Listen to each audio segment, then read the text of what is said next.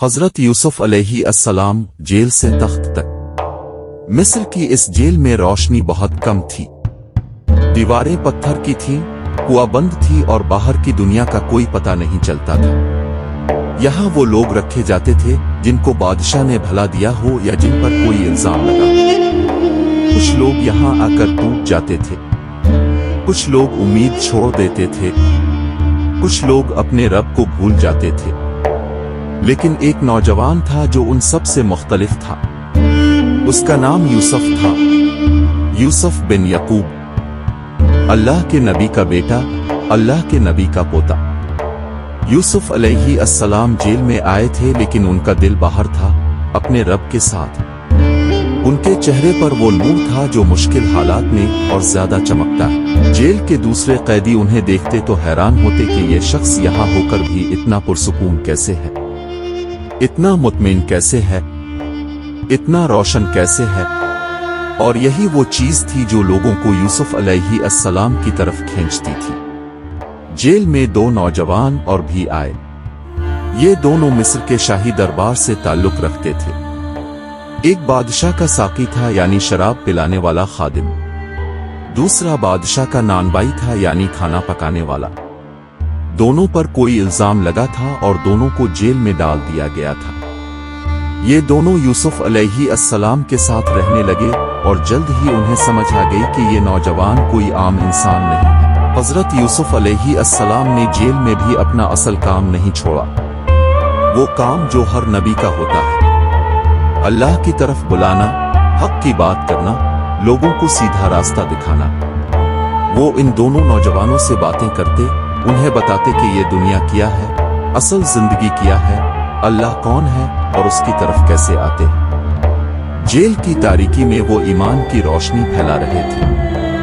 مشکل وقت میں بھی انہوں نے نہیں سوچا کہ میں قید ہوں، میں کیا کر سکتا ہوں، بلکہ انہوں نے سوچا کہ یہاں بھی لوگ ہیں، یہاں بھی دل ہیں، یہاں بھی اللہ کا پیغام پہنچانا ہے۔ ایک رات وہ دونوں نوجوان بہت پریشان اٹھے، ان کے چہرے اترے ہوئے تھے، آنکھوں میں گھبراہٹ تھی۔ حضرت یوسف نے دیکھا تو پوچھا کہ کیا ہوا، کیوں پریشان ہو؟ انہوں نے بتایا کہ رات کو ہم دونوں نے عجیب خواب دیکھے ہیں اور ہم سمجھ نہیں پا رہے کہ ان کا مطلب کیا ہے۔ ساقی نے کہا کہ میں نے خواب میں دیکھا کہ انگور کی بیل ہے، اس میں 3 شاخیں ہیں اور وہ شاخیں پھلتی پھولتی ہیں، پھر پکتی ہیں اور میں وہ انگور نچوڑ کر بادشاہ کے پیالے میں ڈال رہا ہوں۔ نانبائی نے کہا کہ میں نے خواب میں دیکھا کہ میرے سر پر روٹی کا ٹوکرا ہے اور پرندے اوپر سے آ کر وہ روٹی کھا رہے ہیں اور میں کچھ نہیں کر پا رہا۔ حضرت یوسف علیہ السلام نے یہ خواب سنے لیکن تعبیر بتانے سے پہلے انہوں نے کچھ اور کیا۔ انہوں نے ان دونوں کو دعوت دی۔ انہوں نے کہا کہ سنو، تم جن بتوں کو پوجتے ہو، جن کے آگے جھکتے ہو، وہ کچھ نہیں کر سکتے، نہ نفع دے سکتے ہیں نہ نقصان۔ وہ تو پتھر ہیں، لکڑی ہے، انسانوں کے ہاتھوں سے بنی ہوئی چیزیں ہیں۔ اصل طاقت صرف اللہ کے پاس ہے جو آسمانوں اور زمین کا مالک ہے، جو سب کچھ جانتا ہے، سب کچھ دیکھتا ہے۔ میرے باپ یعقوب کا دین، میرے دادا اسحاق کا دین، میرے پردادا ابراہیم کا دین یہی ہے کہ صرف اللہ کی عبادت کی جائے اور کسی کو اس کے ساتھ شریک نہ کیا جائے۔ یہ وہ لمحہ تھا جب ایک نبی نے جیل کی تاریکی میں بھی حق کا چراغ جلایا۔ جب وہ خود مصیبت میں تھے، جب وہ خود قید تھے، جب ان کا اپنا مستقبل انہیں نظر نہیں آ رہا تھا، اس وقت بھی انہوں نے دوسروں کی فکر کی۔ یہی انبیاء کی شان ہوتی ہے۔ پھر انہوں نے خواب کی تعبیر بتائی۔ ساقی کو کہا کہ تمہارا خواب اچھا ہے، 3 شاخیں 3 دن کی علامت ہے، 3 دن کے اندر تم آزاد ہو جاؤ گے اور واپس بادشاہ کے دربار میں اپنی جگہ پر پہنچ جاؤ گے اور بادشاہ کو پیالہ پیش کرو گے جیسے پہلے کرتے تھے۔ پھر انہوں نے ساقی سے ایک گزارش کی، کہا کہ جب تم وہاں جاؤ تو میرا ذکر بادشاہ سے کرنا، میں بے گناہ ہوں، مجھے یہاں ناحق قید کیا گیا ہے، شاید بادشاہ میری رہائی کا حکم دے دے۔ اور نانبائی کو انہوں نے جو بتایا وہ سن کر اس کا دل بیٹھ گیا۔ کہا کہ تمہارے خواب کی تعبیر اچھی نہیں ہے، 3 دن کے اندر تمہیں سولی دی جائے گی اور پرندے تمہارے سر سے کھائیں گے۔ یہ وہی بات تھی جو خواب میں دکھی گئی تھی۔ 3 दिन गुजरे और बिल्कुल वैसा ही हुआ जैसा यूसुफ अलैहिस्सलाम ने बताया था। साकी आजाद हो गया और वापस दरबार में चला गया। नानबाई को सजाए मौत दी गई। हजरत यूसुफ की ताबीर हरफ बा हरफ सच निकली। लेकिन साकी जब आजाद हुआ तो उसने बादशाह से यूसुफ अलैहिस्सलाम का जिक्र नहीं किया। दरबार की रौनकें, शाही जिंदगी की चकाचौंध, अपनी आजादी की खुशी, उन सब ने इसके दिल से वो वादा मिटा दिया जो उसने जेल में किया था। और हजरत यूसुफ अलैहिस्सलाम जेल में ही रहे। 1 साल नहीं, 2 साल नहीं, पूरे कई साल। ये आजमाइश थी, अल्लाह की तरफ से एक इम्तिहान, क्योंकि अल्लाह जब किसी को बड़ा मकाम देना चाहता है तो पहले इसे बड़ी आजमाइशों से गुजारता है। और यूसुफ अलैहिस्सलाम के लिए जो मकाम मुकद्दर था वो बहुत बड़ा था, इसलिए आजमाइश भी लंबी थी। फिर वो रात आई जिसने पूरी मिस्र की तारीख बदल दी। मिस्र का बादशाह, जिसे फिरौन भी कहते हैं, सोया और उसने एक ऐसा ख्वाब देखा जो उसके ज़हन में घर कर गया। सोया और उसने एक ऐसा ख्वाब देखा जो उसके ज़हन में घर कर गया।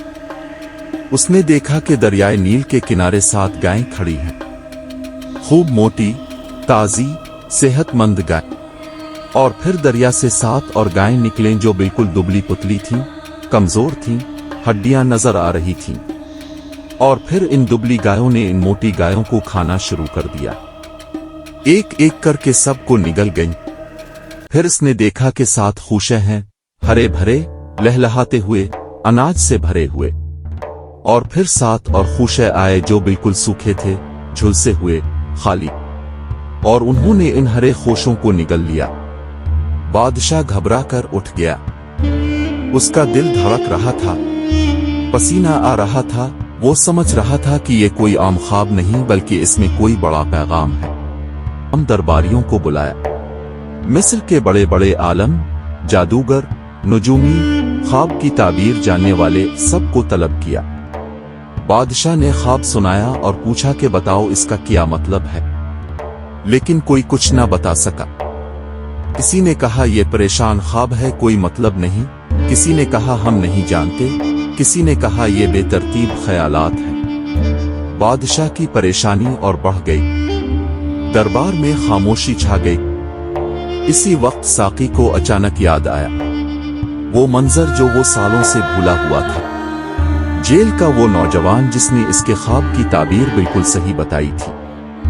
उसने बादशाह से इजाजत ली और कहा कि मैं जानता हूं कोई ऐसा शख्स जो ये ताबीर बता सकता है। और वो भागता हुआ जेल पहुंचा।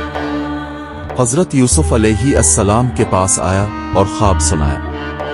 हजरत यूसुफ ने एक लम्हा भी नहीं लगाया, फौरन बता दिया। कहा कि 7 साल तक मिस्र में खूब बारिशें होंगी, जमीन लहलहाएगी, फसलें खूब उगेंगी, अनाज की कोई कमी नहीं होगी। ये 7 मोटी गायें उन्हीं 7 सालों की अलामत हैं और 7 हरे खूशे भी यही बता रहे। लेकिन इसके बाद 7 साल ऐसे आएंगे जो बहुत सख्त होंगे। कहत पड़ेगा, बारिश नहीं होगी, जमीन सूख जाएगी, फसलें नहीं उगेंगी और लोग भूख से तड़पेंगे। यही वो दुबली गायें हैं जो मोटी गायों को खा गईं और यही वो सूखे खूशे हैं जिन्होंने हरे खोशों को निगल लिया। और फिर हजरत यूसुफ ने सिर्फ ताबीर ही नहीं बताई बल्कि हल भी बताया। कहा कि इन 7 अच्छे सालों में जितना अनाज उगे उसे बचाओ, जखीरा करो, महफूज रखो, थोड़ा खाओ, ज्यादा जमा करो, ताकि जब बुरे साल आए तो लोगों को खुलाने के लिए कुछ हो और मुफ्त तबाह ना हो। साकी ये सुनकर हैरान रह गया। इतनी वाज़े, इतनी मुकम्मल, इतनी अक्लमंद बात।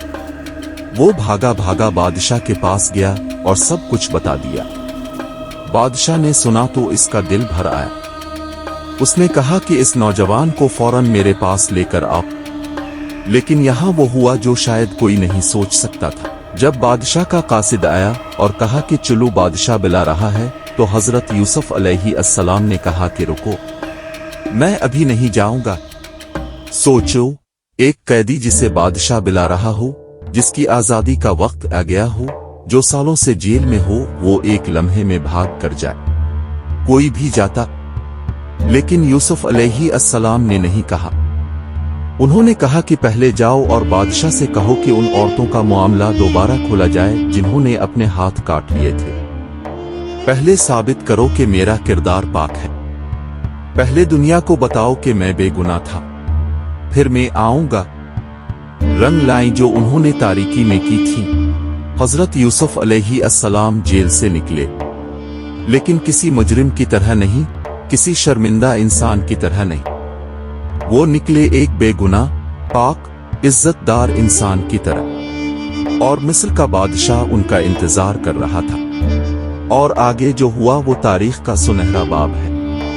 वही यूसुफ जो कुनवे में फेंका गया था, वही यूसुफ जो गुलाम बनाकर बेचा गया था, वही यूसुफ जिस पर झूठा इल्जाम लगा था, वही यूसुफ जो जेल की तारीकी में सालों गुजरा था, आज मिस्र की सल्तनत का सबसे बड़ा ओहदेदार बनने वाला था। अल्लाह का वदा सच्चा है, सब्र का फल मीठा होता है, और जो अल्लाह पर भरोसा रखे, अल्लाह इसे कभी ज़ाय नहीं करता।